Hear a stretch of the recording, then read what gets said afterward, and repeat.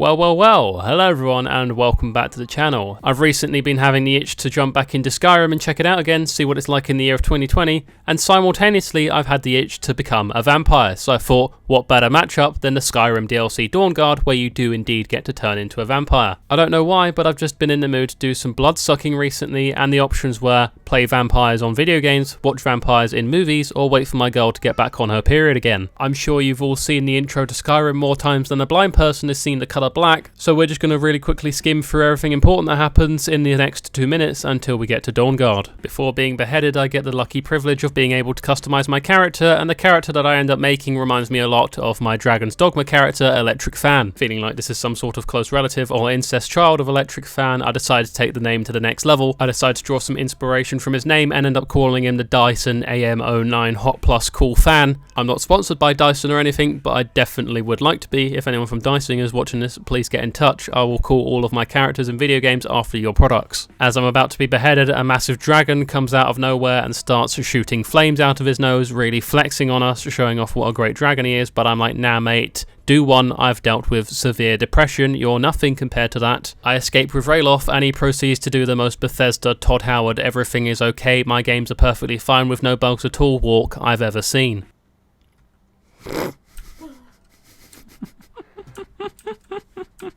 We then proceed to make our way through a cave, killing various creatures and human beings, then stealing all of their stuff for my own benefit. What can I say? I was about to be beheaded for crimes that I did not know of, but now I'm starting to guess that I probably did deserve to be beheaded. We make it out of these caves alive, and the first thing that strikes me on the outside world is, wow, what a beautiful place Skyrim really is. It kind of reminds me of where I grew up, except there was less trees, less wildlife, less fresh, beautiful air, more run-down buildings, criminals on every doorstep, people who had cardboard boxes instead of front doors, unwanted children, a little bit less murder, and physically abusive parents. But the risk of heading out on your ripstick, trying to hit some sick new lines and having that stolen from under your feet by some filthy little dope fiend trying to scrape together any money that they possibly could was still a very real risk in Skyrim as well, so I hope you can see where the mixed signals from my childhood were coming from. Me and Ralof eventually find our way to Riverwood where his sister lives, hoping for some hospitality from her, and to be honest with you, she's a lovely lady, and I'm thinking, oh, this could be time for some action to go down, but going into her humble abode, I didn't see a single Dyson product anywhere to be seen in her house, so I thought, wow,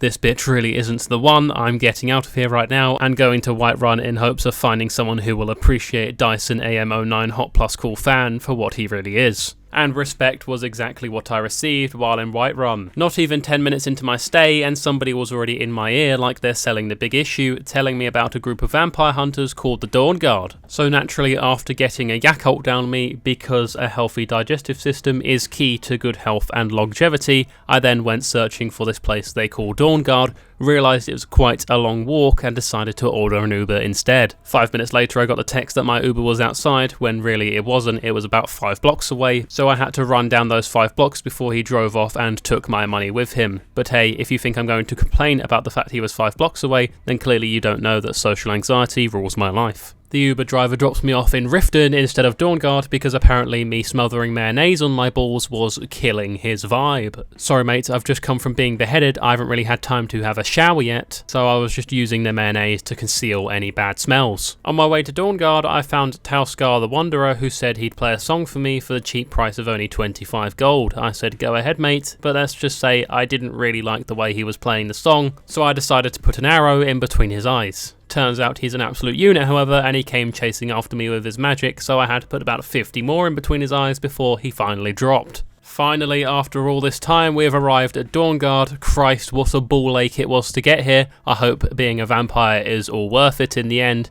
Speaking of vampires though, the first thing we have to do to initiate this vampire business is get talking to the vampire hunters. So I guess you're wondering what my first thoughts on Fort Dawnguard are, and well, to be honest with you, it's not really all that. The feng shui is not giving me the right kind of vibe that I need, and there is spiderwebs literally everywhere. I mean, come on, is there no sweethearted mid-40s slightly overweight women called Claudette in the area to come clean this up? Isran, the leader of the Dawnguard, tells me that some vampires have recently been spotted in a crypt nearby, and to prove that I really want to be a part of the Dawnguard, I need to go and investigate to see what they were doing. Little does he know, he's literally about to be cucked by a Dyson fan with some vampires. He's nice enough to give me a crossbow to kill the vampires before I leave, but little does he know when I join up with the vampires, I'm just going to use this crossbow to kill him when we come hunting them down. There's being cucked, and then there's somebody pulling out and busting all over your face. And what do you know, this crypt is literally on the other side of Skyrim. What is the game trying to tell me by getting in this much cardio? Are you trying to imply that the Dyson AM09 Hot Plus Cool fan needs to exercise a bit more? With it being so far away, I decided to activate my anti-Todd Howard bullshit mode, started flying, and turned up my sprint speed, which, let's just say, confused my girlfriend quite a bit.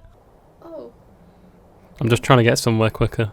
Oh, so you meant to? Yeah, no, I'm just... I thought it was bugging.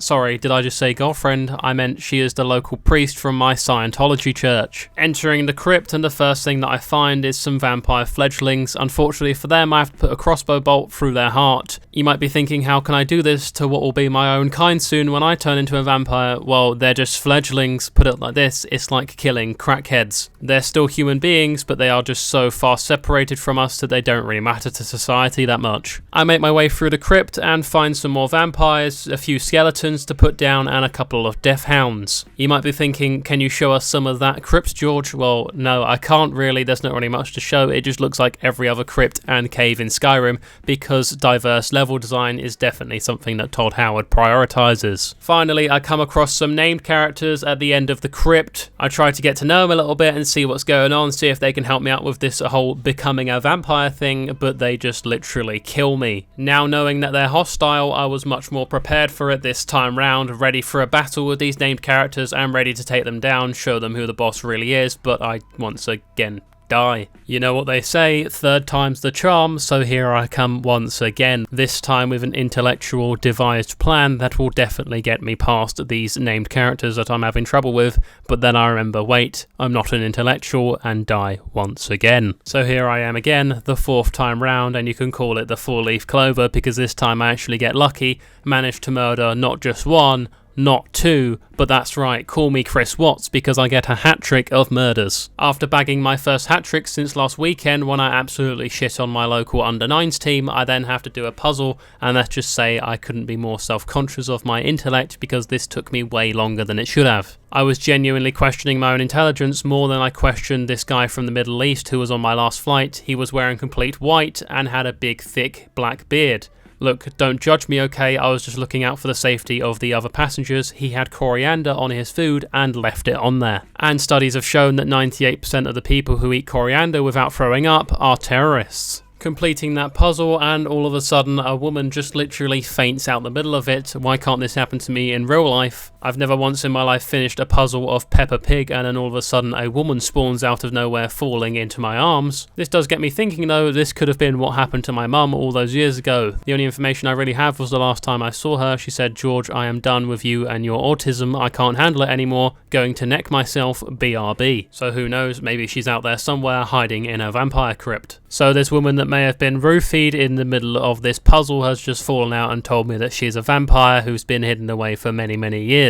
She has an Elder Scroll with her and says that it is important that she gets back to her family. So naturally, her being a female with female body parts, I'm assuming, I mean you never know in 2020, and growing ever more impatient in my wait to turn into a vampire, I decide to escort her all the way back home. And when I say all the way, yes, I really do mean it was a very long way away. So you best believe that I'm going to activate my anti-Todd Howard bullshit. I really am convinced that this vampire family lives so far away that they are still using AOL, MSN and fax machines to send their dick pics. Just when I think that we've made it back to our family, it turns out that we have to get on a boat and travel across the sea to get there. Now, I don't know if you know this, but traditionally fans and water aren't the best of friends, so I really had to restrain myself here going across the sea. There were so many times I was tempted to right hook the sea right in its cheeky little face. I managed, however, to stop myself from doing that completely, and I've got to say, I'm really proud of myself. If this was the me of 2 years ago, I definitely would have just gone diving in, swinging on all fours for the sea to take it down at any means necessary. Finally entering her family's oversized and really bad for the environment castle. It's definitely easy to see that she was loved by everyone there, as she is greeted with happiness and surprise. After about 5 seconds, however,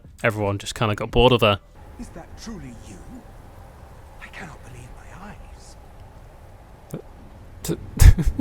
So here we go, this is the big moment, finally meeting the parents of, well, I guess you could say she's my girlfriend now. I mean, you don't just awkwardly walk down a path with someone, accidentally touch hands, and not instantly become soulmates. And I've got to say, I got a really good impression of her dad as he cared more about the Elder Scroll than he did about seeing his daughter. That's a man right there who's got his priorities straight. You need to get your kids to do things for you rather than doing it yourself, because then if they die, what's it really matter? At least you're not dead. He said how he could never repay me for bringing his daughter back and bringing him an Elder Scroll, but there was one thing he could do for me, and yes, that's right, it was turn me into a vampire. Naturally, I was a little bit skeptical about this whole vampire thing at first, because that would mean my girlfriend's dad having to bite me in the neck, and I didn't want her to get the wrong impression of what was going on here.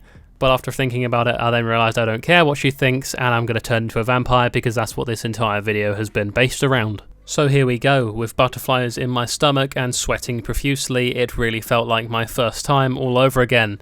At least I'd imagine so anyway, I'm not really sure how that feels. Waking up after being bitten, and my first thought, to be honest with you, was ouch, my neck hurts. I mean, no one really thinks about it, but when you get bit by a vampire, yeah, it's all cool and that. Some things even try to romanticize it, but they don't think about the scar and scab that it leaves behind. It really kind of hurts, and definitely isn't a chill thing to deal with. So my girlfriend's dad teaches me all the basics of how to be a vampire, you know, stuff like sucking blood, hitting people, killing people, more killing people, and a bit more killing people just in different ways. How I can transform into a vampire lord form so I am much more than just a vampire. Resurrect the dead and have them do anything for me. So you know what I'm thinking right now. We're going to kill a few people, bring them back from the dead and make them do the Macarena just for my own entertainment. And well, if I'm being honest with you guys, I am quite disappointed in this. Twilight made it look way cooler than it really was. I thought it might even change my look so I was a bit hotter, but I guess Dyson AM09 Hot Plus Cool Fan was already hot enough. I didn't want to break the universe. Being a vampire is really just a lot of psychotic killing and sucking other people's blood purely for your own benefit and your own lifespan. Draining the life out of people for your own well-being must be like being a CEO for a big company. What's it really like being a vampire though? I guess that's a question that we'll have to answer in the next video. Thank you guys very much for watching. If you do want to see more Dawnguard Skyrim, then please let me know. I said that the wrong way around, but it doesn't matter because it's the outro and no one's here to listen to it anyway because everyone's clicked off the video by now. If you do have any more suggestions for games for me to play, please be sure to leave them in the comment section down below. If you enjoyed the video, be sure to leave a like, and if you do enjoy the content, then be sure to subscribe as well. Thank you guys so much for watching, I really do appreciate it, and I will see you all in the next one. Bye bye.